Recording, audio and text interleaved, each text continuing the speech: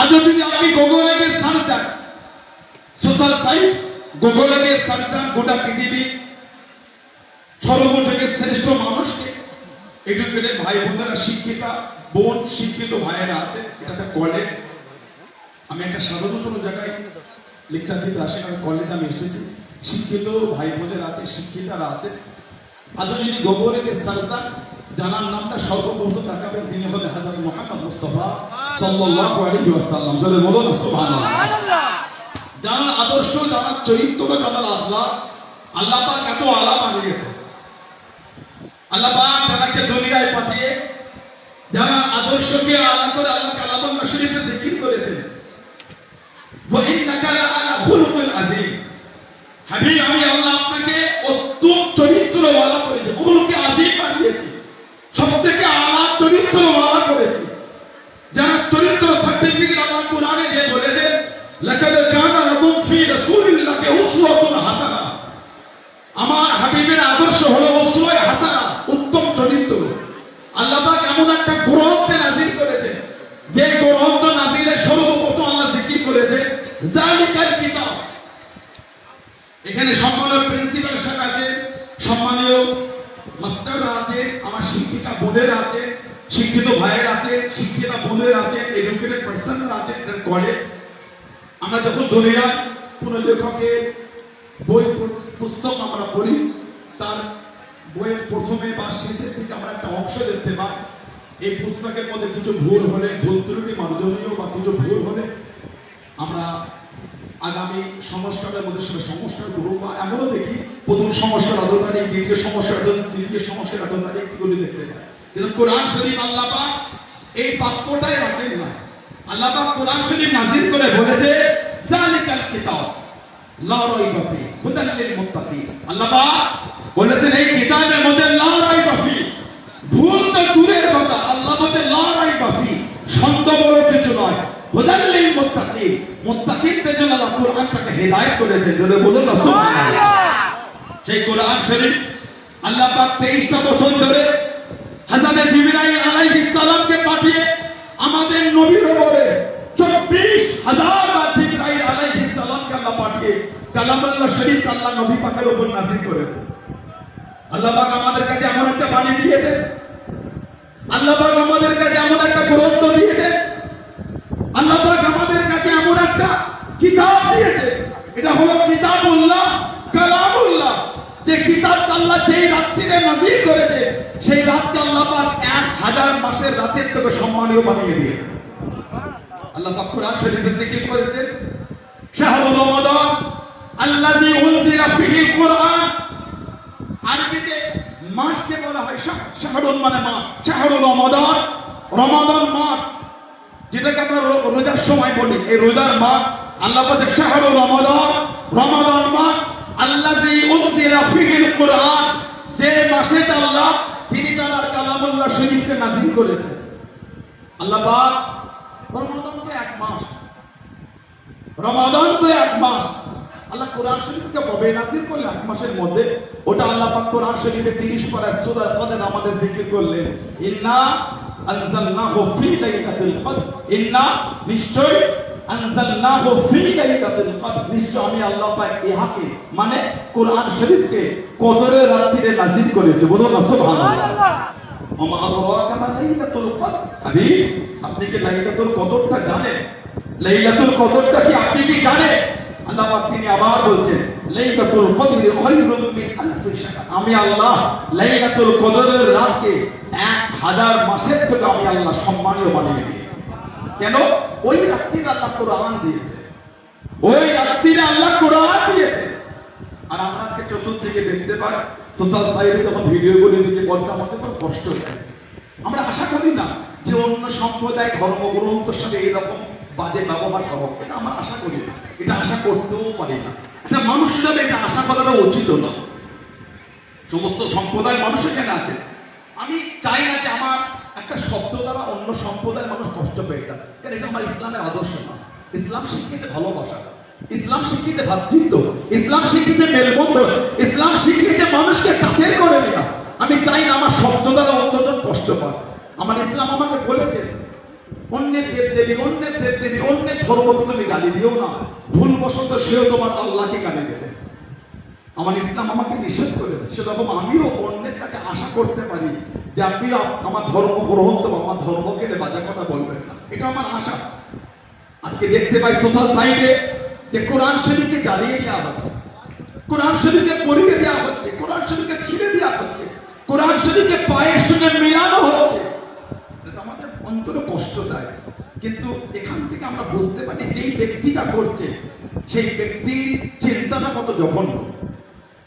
আজকে যে করছে বা যারা করছে, আমি সেই সম্প্রদায় ভাইদের কাছে, বোনেদের কাছে আমি জিজ্ঞাসা করতে চাই, কই আপনারা তো আপনাদের বার্তা দিলেন না যেটা আমার সম্প্রদায়ের বিশ্বাস নাই। এই বার্তা আমরা আপনাদের কাছে আশা করি। যদি একজন মুসলমান অন্যায় করে সেটা অন্যায়, আমি একজন ইসলামের মান্যওয়ালা হিসাবে আমার উচিত, আমার এটা গলা উঁচু করে বলা যে এটা ইসলামের বিধান না। এই মুসলমানের নাম লাগে ইসলামের ঝান্ডা ধরে ইসলামকে অপমান করার জন্য মুসলমান সেটা কর্ম করছে। সেরকম অন্য সম্প্রদায় কেউ যখন ইসলামকে নিয়ে কিছু বলবে, আমি তাদের কাছে আশাবাদী, তারাও বার্তা দেবে এটা আমাদের সম্প্রদায়ের বিশ্বাস না, এটা তার নিজের চিন্তাই করছে, এটা আমরা আশাবাদী তাদের কাছে। কিন্তু যারা আজকে কোরআন শরীফ ছিঁড়ে দিচ্ছেন, জ্বালিয়ে দিচ্ছেন, আপনার জেনে রাখা উচিত আমার আল্লাহ আমাদের সাথে ওয়াদা করেছে, ইন্না নাহনু নাযালনা যিকরা ওয়া ইন্না লাহু লাহাফিজুন। নিশ্চয় আমি আল্লাহ এই কোরআনকে নাযিল করেছি, নিশ্চয় আমি আল্লাহ এই কোরআনের হেফাজত আমি আল্লাহ করব। জোরে বলো সুবহানাল্লাহ। যদি আপনার কোরআন শরীফ ছেড়ে দেওয়া, জ্বালিয়ে দেওয়া, পানিতে ফেলে দেওয়া যদি কোরআন শেষ হয়ে যেত, তাহলে গোটা পৃথিবীতে এত হাফেজকে দেখা যেত না।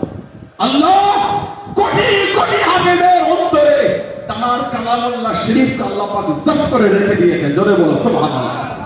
গোটা পৃথিবীর মানচিত্রে আজ পর্যন্ত কোরআন শরীফ আজকের 1000 বছর ধরে কোরআন শরীফ যার একটা হারফের মধ্যে কোনো পরিবর্তন হয়নি।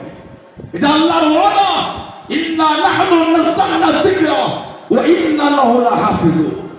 সেই কোরআন শরীফ, আমার বক্তব্য দীর্ঘায়িত করবো না, কারণ মাগরিবও বেশি বাকি নাই। আমি সামান্য কয়েকটা বিষয় আলোচনা করে বিদায় করব। আজকে কলেজের প্রোগ্রাম, আজকে আমার ভাই বোনের এসেছেন এডুকেশন অর্জন করতে। আমাদের ভাবতে হবে ইসলাম আমাদের শিক্ষার ক্ষেত্রে কতটা এগিয়ে যেতে বলেছে। অ্যাক্সিডেন্ট মানুষের চিন্তা যে মুসলমান এডুকেশনে পিছিয়ে আছে, এভাবে বলে আমাদের লজ্জা দেবে না। কেন লজ্জা দেন আমাদের? মাঝে মাঝে আমরা দেখি কিছু কিছু মুসলমান তারাও মাইকে ওঠে বলে আমরা শিক্ষায় পিছিয়ে। কেন নিজের এই আপনার চিন্তা ভাবনাটাকে মাইকে বলে কেন নিজেকে লোকের কাছে অপমান হিসাবে তুলে ধরছে? কে বলেছে ইসলাম শিক্ষা পিছিয়ে? কে বলেছে মুসলমান পিছিয়ে? আমাদের সম্মানীয় উনদলীয় উত্তরের বিধায়ক সাহেব বসে আছে, উনি দীর্ঘ বছর মেডিকেল ডিপার্টমেন্টের সঙ্গে জড়ে। আমি জানি উনি দীর্ঘ বছর ধরে মেডিকেল ডিপার্টমেন্টের পশ্চিমবাংলা একটা বড় পদে উনি থেকে কাজ করেছেন সুনামের সাথে। উনি আজকে জিজ্ঞাসা করেন মেডিকেল ডিপার্টমেন্ট মুসলমান ছেলে মেয়েরা কিভাবে তারা মেডিকেল ডিপার্টমেন্টে তারা আঞ্জাম দিয়ে যাচ্ছে। আজকে বাংলার কোনায় কোনায় চলে যান, যেখানে যাবেন মেডিকেল ডিপার্টমেন্টে মুসলিম ছেলে মেয়েদের আপনি দেখতেই পাবেন। কেন বলবেন মুসলমান পিছিয়ে? কেন এগুলি বলে আমাদের করে কষ্ট দেন? কেন আমাদের করে বলে এডুকেশন আরো আগিয়ে যাওয়ার দিকে আমাকে পিছিয়ে দেন? আমার এম, আমার টার্গেট, আমার লক্ষ্য, যে এম টার্গেট লক্ষ্য নিয়ে মুসলমান আগিয়ে যাচ্ছে, সেই জায়গায় তাকে যাওয়ার পৌঁছানা দিয়ে তাকে কেন মধ্যপথে আটকে দিচ্ছে? আজকে আমার ভাই বোনেরা সেই টার্গেট নিয়ে আগাচ্ছে। আমাকে ডক্টর হতে হবে, আমাকে ইঞ্জিনিয়ার হতে হবে, আমাকে উকিল অ্যাডভোকেট হতে হবে, আমাকে ব্যারিস্টার হতে হবে, আমি একজন লয়ার, আমি একজন পুলিশ অফিসার, আমি একজন আইপিএস। কেন তাকে মধ্যপথে আটকে দিচ্ছেন? কেন ইসলামের টুপি তাদের জুব্বা লাগিয়ে কেন বলছেন ইসলাম শিক্ষা কিছু? এটা বলবেন না। বলে ইসলাম অন্য সম্প্রদায় ভাই বোনেদের মধ্যে ইসলামের অনুসারীরা তারাও আজকে এডুকেশন অনেক আগিয়ে গেছে, এইটা বলা শুরু করে। আমরা শিক্ষায় পিছিয়ে না, আমরা আমাদের মনোবলের জায়গায় পিছিয়ে আছি। তাই আজকে কলেজে এসেছে আমার ইসলাম এডুকেশনের ক্ষেত্রে আমাদের করে কত আমাদের বলেছে এতগুলি ভাই এখানে আছে। আমরা জানি ইসলামের একটা বিধান, ইসলাম একটা ল, ইসলামের একটা সংবিধান, যেটাকে মেনে আমরা চলি।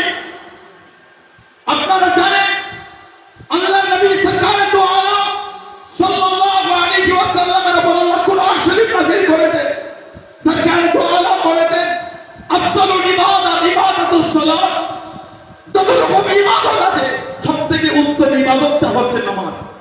কিন্তু তারপরেও কোরআন শরীফের প্রথম আয়াত কিন্তু আল্লাহ নাযিল করেন না ওয়াকিমুস সালাহ। ইসলাম দেখেন এডুকেশন কত আগিয়ে দিচ্ছে। আমরা কোরআন পড়ি না, আমরা কোরআন বুঝি না। কিছু কিছু মানুষের মাইন্ডে আমার অন্য সম্প্রদায়ের ভাই বোনেদের মাথায় দিয়ে আছে যে ইসলাম তো হিন্দুদের করে, অন্য সম্প্রদায়ের মানুষদের করে হত্যা করতে পেরেছে। কেন মিথ্যা বলে? কেন নিজেকে সমাজের কাছে মূর্খ বলে কেন পরিচয় দিচ্ছেন? কোরআন পড়েন না, কোরআন শিখেন না, আপনি কোরআনকে জানেন আপনি। এখন আমাদের সম্মানের বিধায়ক সাহেব বলছিলেন যে আমার কাছে মামলা করার আছে। এখন ওনার সাথে আমার কথা হচ্ছে না, ভালো লাগছিল। দেখি ভিন্ন সম্প্রদায় ধর্ম গ্রহণ করার কোনো অন্যায় কোনো কারণ না। মানুষকে শিখতে হবে, মানুষকে জানতে হবে। না জানলে আপনি বলবেন কি করে? আমরা ভারতবর্ষে বাস করি, আমরা হিন্দুস্তানে বাস করি, আমরা ইন্ডিয়াতে বসবাস করি। ইন্ডিয়ার কিন্তু চলার জন্য একটা গাইডলাইন আছে। ডক্টর ভীমরাও আম্বেদকর সাহেব তিনি ভারতের সংবিধান রচয়িতা করেছিলেন। এই ভারতের সংবিধান আমরা কিভাবে চলবো এই প্রত্যেকটা বিষয়ে এই সংবিধান মধ্যে লেখা আছে। আজকে বলে ভারতবর্ষের কোন মানুষ যদি দেশ ধরে কর্ম করে ওই মানুষটাকে কি আমরা ছেড়ে দেবো বলে মনে হয় আপনার? একটু রেসপন্স দেন, একটু যুবকের আওয়াজ দেন। ছাড়বে? ছাড়াটা উচিত না। তোমার অধিকার হয় কি করে আমার দেশকে তুমি অপমান করবে? কে তোমাকে অধিকার দিয়েছে? তাহলে দেশ সংবিধানকে প্রাধান্য দিয়ে ওই দেশ ওই কোরআনের শাস্তির ব্যবস্থা করবে। কোরআনে ওই কথাটাই লেখা আছে, যেখানে ইসলামের সংবিধান চলবে, যেখানে কোরআনের সংবিধান চলবে, যেখানে দ্বীনের সংবিধান চলবে, সেখানে সেই ব্যক্তি যদি ইসলামের বিরুদ্ধে কিছু করে তাকে কোরআন অনুযায়ী তাকে শাস্তি দেওয়া হবে। এটা কি অন্যায় কারণ হয়ে গেল? আমার দেশের মতো অন্যায় করে দেশের সংবিধান অনুযায়ী তাকে শাস্তি দিতে পারে। যেখানে ইসলামে ভারতে নয়, যেখানে চলছে ইসলামের সংবিধান সেখানে কোরআন অনুযায়ী তার শাস্তি হবে। কেন মিথ্যা বললে? আজকে যখন আমার ভারতে বিরুদ্ধে কেউ যখন নোংরা কোনো চিন্তা করতে চায়, নোংরা কোনো কর্ম করতে চায়, তাদের কোনো ধরা হয় অনেক সময় আমার দেশের আইন অনুযায়ী তাদের ফাঁসিতে চড়ানো হয়। আমার দেশের সংবিধানকে প্রাধান্য দিই। এমন যেখানে ইসলামের বিধান চলছে ইসলামের বিরুদ্ধে করে তাকে সদায় মত দেওয়া হবে। ওটা ইসলামের বিধানের জায়গায় চলবে। সেই আয়াতকে নিয়ে সে সমাজের মধ্যে হিন্দু, মুসলমান, জৈন, খ্রিস্টান, বৌদ্ধের মধ্যে একটা নোংরা চিন্তা, ওই ইসলামের আদর্শ এখানে অন্য সম্প্রদায়ের লোকের ভিতরে হত্যা করে। কেন মিথ্যা বলে? যদি ইসলামের সংবিধান হতো অন্য সম্প্রদায়ের মানুষকে মেরে ফেলা, কম বেশি 800 বছর মোগলরা ভারতের সাম্রাজ্য চালিয়েছে। শিক্ষিত ভাই বোনেরা আছে, শিক্ষিত আছেন, এডুকেটেড পার্সন আছে, সম্মানীয় ব্যক্তিবিশেষ ব্যক্তিত্বরা আছে। যদি ইসলামের আদর্শ হতো অন্য সম্প্রদায়ের মানুষকে বাঁচিয়ে না রাখা, 800 বছর মোগলরা ভারতের সাম্রাজ্য চালিয়েছে, তাহলে একটা অন্য সম্প্রদায়ের মানুষ ভারতবর্ষে থাকতে বলে মনে হয় না। এগুলি কেন বলে? আমি যে কথা বলছিলাম সেই দিকে ফিরে আসি। ইসলাম এডুকেশনে কত আগিয়ে গিয়েছে, কত আমাদেরকে হুকুম দিয়েছে। আল্লাহ নবী বলে আফসালুল ইবাদাতি ইবাদাতুস সালাহ। তারপরও কিন্তু কোরআন শরীফের প্রথম আয়াত না ওয়াকিমুস সালাহ। আল্লাহ পাক কোরআন শরীফে আমার নবীর উপর হেরা গুহায় সর্বপ্রথম যেই আয়াত নাযিল করেছে ওই আয়াতটা ছিল ইকরা, পড়ো। সুবহানাল্লাহ বললেন না? সুবহানাল্লাহ। কোরআন শরীফের প্রথম আয়াত 6666 আয়াতের মধ্যে 30 পারার মধ্যে 114টা সূরার মধ্যে প্রথম যে আয়াত আল্লাহ নাযিল করেছে আমার নবীর উপরে ওটা বলি পড়ো, পড়ো। এখান থেকে বোঝা যায় ইসলাম সর্বপ্রথম যে আয়াত দিয়েছে ওই আয়াতটা হলো শিক্ষার জন্য। জোরে বলো সুবহানাল্লাহ। এটা আমার ইসলাম। আমাদের নবী বলেছেন আল ইলমুন নূরুন, এলেম হচ্ছে নূর, আলো। যার মধ্যে জ্ঞান থাকবে তাকে ঠিক লোক খুঁজে নেবে। কল যেখানে থাকবে পিপাসাটা লাগবে ঠিক সেখানে ছুটে যাবে।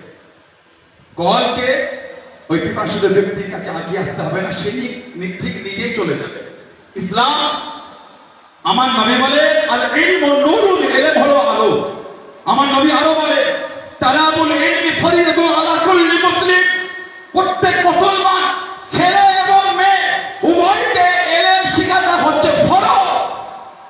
নামাজ যেমন ফরজ, রোজা যেমন ফরজ, এলেম শিখাটাও ফরজ। আল্লাহ দ্বীন বলেছে এটা। এখান থেকে আমাদের বুঝে নিতে হবে ইসলাম শিক্ষাকে অর্জন করাটা ফরজ বানিয়ে দিয়েছে।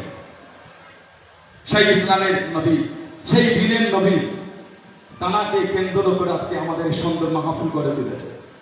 আমার আদর্শ কেমন, আমার একটা একটা কথা আমার ভাই বলছিলেন যে কোরআন শরীফের এক একটা আয়াত আমাদের শিখিয়ে দিয়েছে ইসলাম সায়েন্সের বিরোধী নয়। যদি বিরোধী হতো তাহলে মুসলমানরা ডক্টরটা কথা না। যদি আমরা সায়েন্সের বিরুদ্ধে হতাম তাহলে মুসলমানরা ডক্টরটা কথা না, তাহলে মুসলমান ঘরে ছেলে মেয়েরা ডক্টর হতো না, নার্স হতো না। আমাদের বুঝতে হবে আমরা মানি সায়েন্সকে আমরা অবজ্ঞা করছি না, কিন্তু 200 বছর 250 বছর 150 বছর 300 বছর যেটা সায়েন্স না, যেটা তারা মানে এডুকেশন নিয়ে তারা এর উপর দক্ষতা অর্জন করে, তারা অ্যানালাইজ করে, তারা জ্ঞান অর্জন করে যেগুলিকে আমাদের কাছে দিয়েছে, আমার আল্লাহ আমার নবীর উপর নবী পাকের দ্বারা আজ থেকে 1500 বছর আগে নবী পাকের দ্বারা সেগুলিকে আল্লাহ বলে দিয়েছে। জোরে বলো সুবহানাল্লাহ। ওটা কি ভাবে ইসলামের মধ্যে এগুলো নয়। আমি গত কদিন আগে আমি একটা ভাই আমাকে মেসেজ করেছিলেন, সেটা পড়তে খুব ভালো লাগছিল। আমি সেদিন মনে করেছিলাম আমি একটু মানে আমতা কলেজ থেকে বিষয়টা শেয়ার করবো।